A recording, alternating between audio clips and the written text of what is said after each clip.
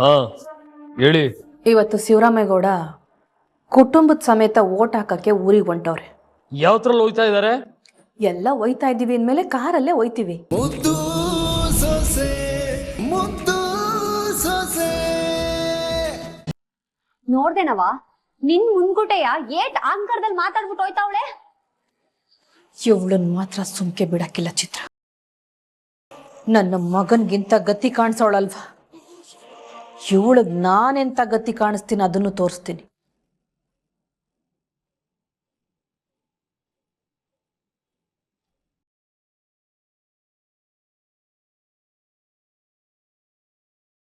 ಎಲ್ಲ ಇವಳ ನಮ್ಮ ಅವ್ವನ್ ಎದುರಿಗೆ ಏಟ್ ಆಂಕರ್ದಲ್ಲಿ ಮಾತಾಡ್ತಾಳೆ. ನಿನ್ನನ್ ಮಾತ್ರ ನಮ್ಮವ್ವ ಸುಮ್ಕೆ ಬಿಡಕ್ಕಿಲ್ಲ ಕಣೆ.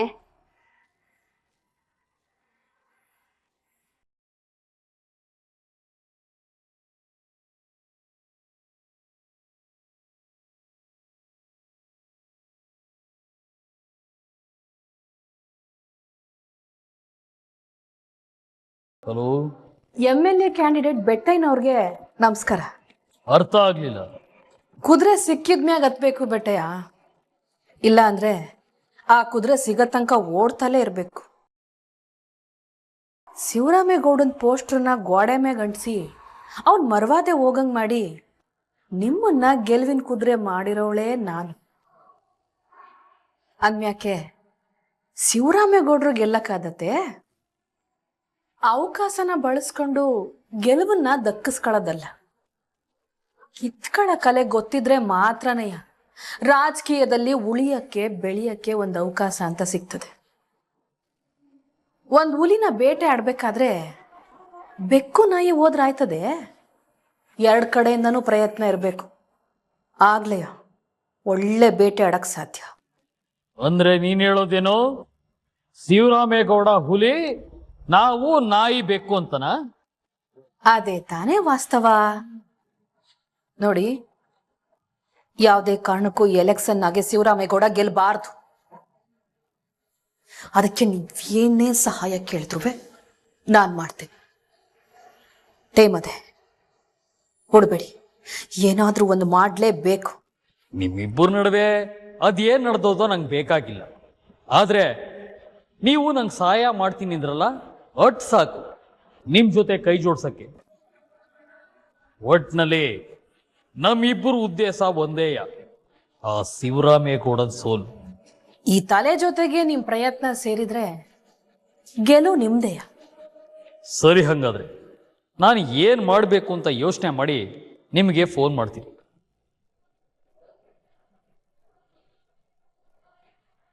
ಶತ್ರುವಿನ ಶತ್ರು ಮಿತ್ರ ಅಲ್ಲ, ಅಸ್ತ್ರ. ಈ ಶಿವರಾಮೇಗೌಡನ್ನ ಸೋಲ್ಸಕ್ಕೆ ಇದೇ ನನ್ನ ಅಸ್ತ್ರ.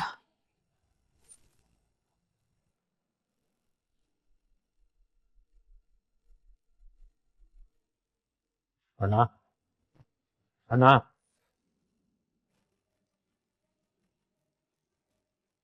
ನೀನೇ ಹಿಂಗ್ ಯೋಚನೆ ಮಾಡ್ತಾ ಕೂತ್ಬಿಟ್ರೆ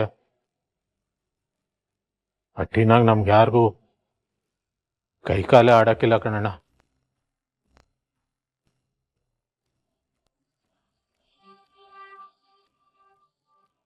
ತಲೆ ತಲಾಂತರದಿಂದ ಕಾಪಾಡ್ಕೊಂಬಂದಿರೋ ಘನತೆ, ಗೌರವ, ಗೌರವಾದೆ ಎಲ್ಲವನ್ನೂ ಮಣ್ಪಾಲ್ ಮಾಡಕ್ಕೆ ನಿಂತವರಲ್ಲ ಗೋವಿಂದ.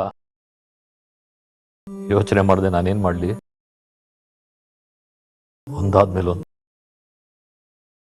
ಒಂದಾದ್ಮೇಲೊಂದು ಮರುವಾದೆ ಹೋಗೋ ಕೆಲ್ಸಗಳನ್ನ ಮಾಡ್ತಾವ್ರಲ್ಲ, ನಾನು ತಲೆ ಎತ್ಕೊಂಡು ಹೆಂಗ್ ಓಡಾಡ್ಲಿ? ನಾವೇನಾದ್ರೂ ಸರಿಯಾದ ಟೈಮ್ಗೆ ಅಲ್ಲಿಗೆ ಹೋಗದೆ ಇದ್ದಿದ್ರೆ ಏನಾಗ್ತಾ ಇತ್ತು ಅಂತ ಯೋಚನೆ ಮಾಡಿದ್ಯೆ? ಎಲ್ಲ ನನ್ನ ಕರ್ಮ. ಯಾವ ಜನ್ಮದಾಗ ಏನ್ ಪಾಪ ಮಾಡಿದ್ನೋ ಏನೋ, ಇಂಥ ನನ್ನ ಮಗನಿಗೆ ಜನ್ಮ ಕೊಟ್ಟಿದ್ದೀನಿ. ಅವನು ಮಾಡಿರೋದು ಸಣ್ಣ ತಪ್ಪಲ್ಲ, ಆ ತಪ್ಪು ತಕ್ಕಂತೆ ಶಿಕ್ಷೆ ಅನುಭವಿಸ್ಲಿ. ಅಂಥವನ ಬಗ್ಗೆ ಯೋಚನೆ ಮಾಡಿ ನೀನ್ ಯಾಕಣ್ಣ ಕೊರಗಬೇಕು?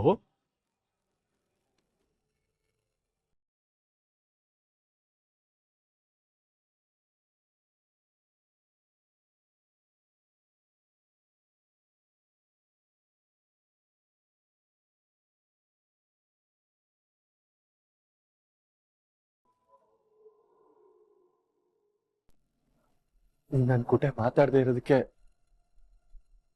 ನನ್ನ ಬದುಕೆ ಭಾರ ಆಗೋಗದಪ್ಪಯ್ಯ. ನನ್ನ ಬದುಕಿನ ಪ್ರತಿ ಕ್ಷಣನೂ ನರಕ ಆಗೋಗದಪ್ಪಯ್ಯ.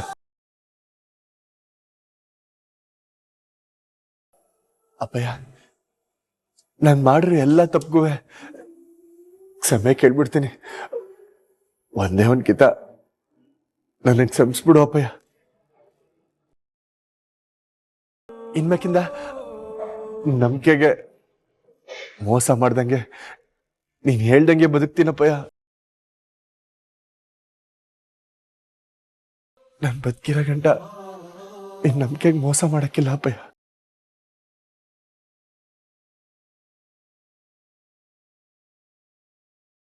ನಿನ್ ನೆರಳಂಗ್ ಇತ್ಕೊಂಡು ನಿನ್ ಕಾಲಲ್ಲಿ ತೋರಿಸಿದ್ದನ್ನ ಹಣೆಗೆ ಹೊತ್ಕೊಂಡು ಮಾಡ್ತೀನಪ್ಪಯ್ಯ. ಒಂದೇ ಒಂದ್ ಕಿತ ನನಗೆ ಕ್ಷಮಿಸ್ಬಿಡು ಅಪ್ಪಯ್ಯ. ಗೋವಿಂದ, ನನ್ಗೀಗ್ಲೇ ಶಾನೆ ನೋವಾಗದೆ.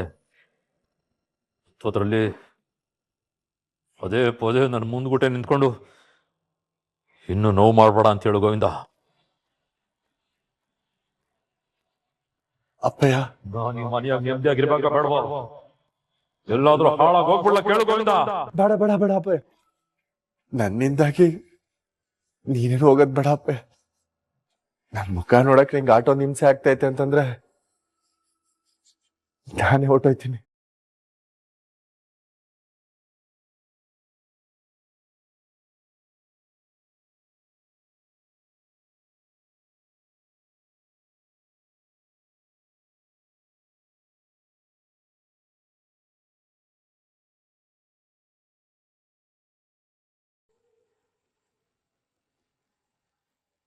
ಶಿವರಾಮ, ನಿನ್ ಮಗ ಕಣ್ಣೀರಲ್ಲೇ ಕೈ ತೊಳಿತವನೆ. ಅವನು ಏಟ್ ಕಿತ ಉಸಿರಾಡ್ತಾನೋ ಆಟ ಕಿತ ನಿನ್ನ ಹತ್ರ ಸಮಯ ಕೇಳವನೆ. ನಡೆದಿದ್ನೆ ಮನಸ್ಸಿನಲ್ಲಿ ಇಟ್ಕೊಂಡು ಏಟ್ ಕಿತ ಅಂತ ಅವಗೂ ನೋವು ಕೊಟ್ಟು ನೀನು ನೋವು ತಿಂದೀಯ. ಅವನು ನಿನ್ನ ಮಗ, ನಿನ್ನ ರಕ್ತ ಕಣಪ್ಪ. ಒಂದು ಕಿತಾಕ್ ಸಮಸ್ಬಿಡೋ. ನಿಮ್ಮಿಬ್ರು ಸಂಕಟನ ನನ್ನಿಂದ ನೋಡಕ್ ಆಯ್ತಿಲ್ಲ ಕಣಪ್ಪ. ಪದೇ ಪದೇ ಬಿದ್ದ ಜಾಗಕ್ಕೆ ಪೆಟ್ಟು ಬೀಳ್ತಾ ಇದ್ರೆ ದೊಡ್ಡ ಬಂಡೆ ಕಲ್ಲೇ ಪುಡಿ ಪುಡಿ ಆಗೋಯ್ತದವ. ಅಂಥದ್ರಲ್ಲಿ ನಾನು ನನಗೂ ಒಂದು ಮನ್ಸದೆ. ಆ ಮನ್ಸು ಏಟು ಅಂತ ನೋವು ತಿಂದಾತು ಹೇಳು. ನಾನೇನವ ತಪ್ಪು ಮಾಡಿದ್ದೀನೋ? ನಾನು ನಂಬಿದವರಿಂದಲೇ ನನಗೆ ನೋವಾಗ್ತಾ ಇದ್ದದು. ನಾನು ಯಾರು ನಮ್ಮವರು ಅನ್ಕೋತೀನೋ ಅವರೇ ನನ್ನ ಎದೆಗೆ ಚುಚ್ಚುತ್ತಾ ಇರ್ಬೇಕಾದ್ರೆ ನಾನು ಹೆಂಗ್ ತಡ್ಕೊಂಡೆ? ನಾನು ನಂಬಿದವರೆಲ್ಲ ನನಗೆ ಮಾಡಿದ್ದು ಬರೀ ಮೋಸ, ದ್ರೋಹನೆಯ.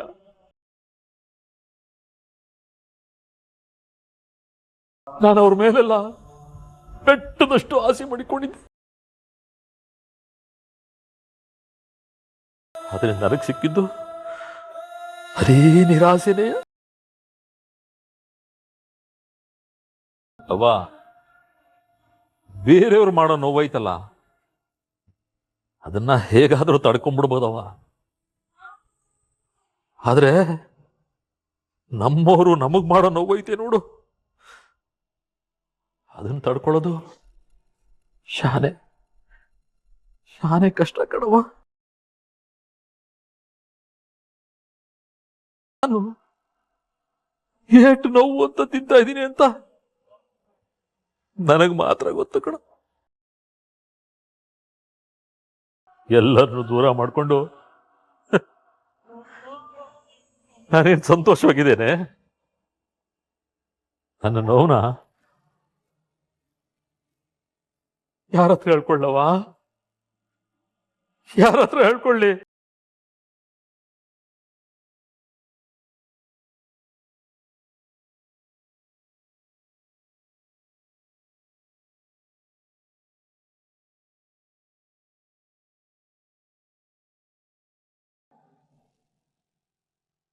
ಹಾ ಸರ್, ಎಲ್ಲ ಸಿದ್ಧವಾಗದೆ. ಹಾ, ಬಂದ್ಬಿಡ್ತೀವಿ.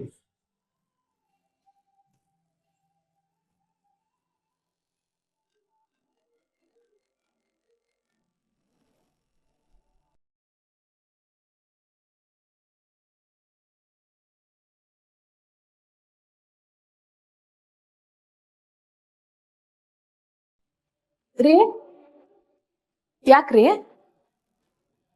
ರಿಂಗ್ ಆಯ್ತಾಯ್ತು, ಯಾರ್ದು ಫೋನ್ ಅಂತ ನೋಡಕ್ ಹೋದೆ. ತಗೊಳವ ನಿನ್ ಫೋನ್ ನನ್ಗೆ. ಅದು ಎಲೆಕ್ಷನ್ ಊಟಕ್ಕೆ ಕೂರ್ಗೋಯ್ತಾ ಇದೀವಲ್ವೇ, ಒಂದೊಂದು ಓಟು ಸ್ಯಾನೆ ಮುಖ್ಯ ತಾನೆ. ಹೌದು. ಸುಭಾಷ, ನಂಗೇನೋ ಬೇಡ ಅನ್ನಿಸ್ತದೆ. ವೋಟ್ ಹಾಕೋದು ಎಲ್ರ ಹಕ್ಕಲ್ವೇನ್ರಿ? ನೀ ಹೇಳೋದು ದಿಟ್ವೆಯ. ತಿಳಿದವರಾಗಿ ನಾವೇ ಆತ್ಯಪ್ ಮಾಡಬಾರ್ದು. ಆದ್ರೆ ಒಂದ್ ಮಾತು ಗೆಪ್ತಿ ಇಟ್ಕೋ, ಅವನು ಹಾಕೋ ಓಟಿಂದಾನೆ ನಮ್ಮ ಅಣ್ಣ ಗೆಲ್ತಾನೆ ಅಂತ ಹೇಳ್ತಾ ಇಲ್ಲ. ಸರಿ ಬರಕೇಳು. ಆಮೇಕಿಂದ ಚಂಪು ನೋಟು ಇದೇ ಊರಾಗದೆ, ಅವಳು ಇಲ್ಲೇ ಓಟ್ ಹಾಕ್ತಾಳೆ. ಬಂದು ನಮ್ಮಟ್ಟಿಯಾಗೆ ಇರಕ್ಕೇಳು. ನಾವು ಓಟಕ್ಕೆ ಕೂರ್ಗೋಯ್ತಾ ಇದ್ದೀವಲ್ಲ, ಬರೋದು ನಾಳೆ ಸಂಜೆ ಆಗ್ಬೋದು. ಅದಕ್ಕೆ ಏನೇನು ವ್ಯವಸ್ಥೆ ಬೇಕೋ ಎಲ್ಲ ಮಾಡ್ಕೊಂಬೋದು.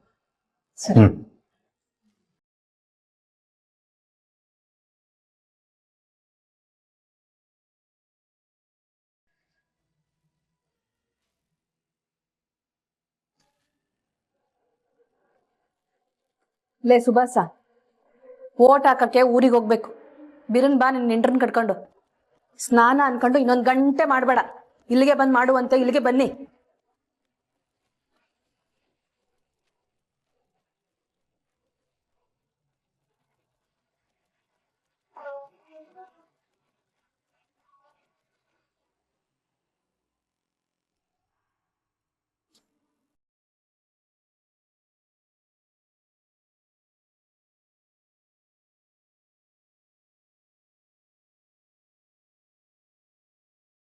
ಹಾ ಹೇಳಿ. ಇವತ್ತು ಶಿವರಾಮೇಗೌಡ ಕುಟುಂಬದ ಸಮೇತ ಓಟ್ ಹಾಕಕ್ಕೆ ಊರಿಗೆ ಹೊಂಟವ್ರೆ. ಯಾವತ್ರಲ್ಲಿ ಹೋಯ್ತಾ ಇದ್ದಾರೆ? ಎಲ್ಲ ಒಯ್ತಾ ಇದ್ದೀವಿ ಅಂದಮೇಲೆ ಕಾರಲ್ಲೇ ಒಯ್ತೀವಿ. ಸರಿ ಹಂಗಾರೆ ಈಗ ನೀವು ನಾನು ಹೇಳ್ದಂಗೆ ಕೇಳ್ಬಿಟ್ರೆ ನಮ್ಮಿಬ್ಬರು ಗುರಿನೂ ನಾವು ಸಾಧಿಸ್ಬೋದು. ಏನ್ ಮಾಡ್ಬೇಕು ಅಂತ ಹೇಳಿ.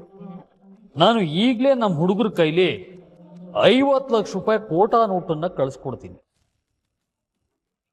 ಅದನ್ನ ಹೆಂಗಾದ್ರೂ ಮಾಡಿ ಆ ಶಿವರಾಮೇಗೌಡನ ಕಾರನ್ನ ಇಡಿಸ್ಬಿಟ್ರೆ ಸಾಕು. ಮುಂದಿನ ದಿನ ನಾನು ನೋಡ್ಕೋತೀನಿ. ನಾನು ಎಲೆಕ್ಷನ್ ಆಫೀಸರ್ಗೆ ಫೋನ್ ಮಾಡಿ ಅವನನ್ನ ರೆಡ್ ಹ್ಯಾಂಡ್ ಆಗಿ ಹಿಡಿಸ್ತೀನಿ. ಆಗ ಅವನ ನಾಮಪತ್ರನ ತಿರಸ್ಕಾರ ಮಾಡಿ ಎಲೆಕ್ಷನ್ ಇಂದಾನೆ ಹೊರಗೆ ಹಾಕ್ತಾರೆ. ಅದರಿಂದ ಸೋಲ್ ಜೊತೆಗೆ ಅವನಿಗೆ ಅವಮಾನ ಮತ್ತೆ ಜೈಲ್ ಶಿಕ್ಷೆ ಬೋನಸ್ ಆಗಿ ಸಿಗತ್ತೆ. ನನಗ್ ಬೇಕಾಗಿದ್ದು ಇದೆ. ನಿರ್ಣಯ ನಿಮ್ಮ ಹುಡುಗರನ್ನ ಕಳ್ಸ್ಕೊಟ್ಬಿಡಿ. ಒಸಿ ಹುಷಾರಾಗಿ ಬರಕ್ಕೆ ಹೇಳಿ.